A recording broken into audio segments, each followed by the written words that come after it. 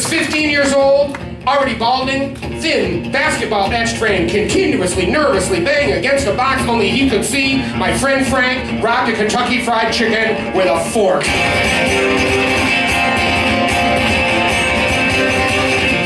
The girl that worked there in her off time, her girlfriends thought she was way off to go out with the boy. They talked like an electric circuit. They had it all worked out, except she must have got cold feet on the day of the robbery because she called in sick. At 3 o'clock in the afternoon, in the 85-degree blue-collar melancholy sun, disguised in his brother's red and yellow striped wool ski mask, armed with a stainless steel fork and 15 years of Catholic Italian longings, Frank ran into the Kentucky Fried Chicken in the corner of Butternut Lodi, and finding no one behind the counter, he yelled to the two people sitting at the booth eating their original recipe breasts, "Everybody hit the deck!" And they looked up at him and they laughed.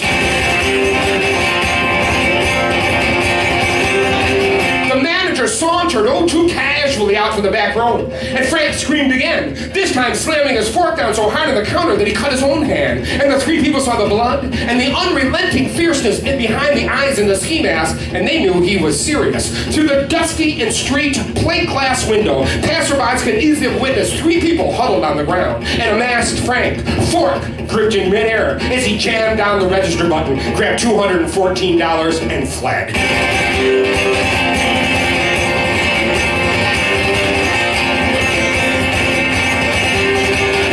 First time he told me this story was 15 years later on a blustery evening. We were broke down in the sub-zero snow this side of the Canadian border. That lonely orange U-Haul squeaking with every jet of northern icy wind provided a refuge in its cab for 8 hours. Me and Frank in the front, sharing cigarettes and later end butts and flannel shirts that had been discarded in earlier months' summer days. Come on, you snakes, the sun had called. Shed those skins to lie forgotten behind the seats, but now taken out news as blankets and stuffed into door cracks to guard against the razor chill. After a few hours of the boredom peaked and the conversation snowballed and turned heated and sillier and confessional and redeeming. And Frank told me about his Italian grandmother, how she'd stare at his carved body, every inch of which was covered with a thick rug-like hair, and she'd shake her head Sicilian serious, and she'd moan in broken English, "Blood of the wolf!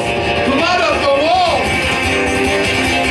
In that truck, Frank threw back his head and howled with laughter. Then he told me how he robbed a Kentucky Fried Chicken with a fork, and I screamed with laughter, "A fork! A fucking fork!" So hard I actually got warm for a few minutes. When they found us 8 blue bone cold chill hours later, I was half asleep, but Frank was still doing imitations of his boyhood hero, AC/DC's Bon Scott, yelling, "And he made it out with a bullet in the back!" across the Canadian snow.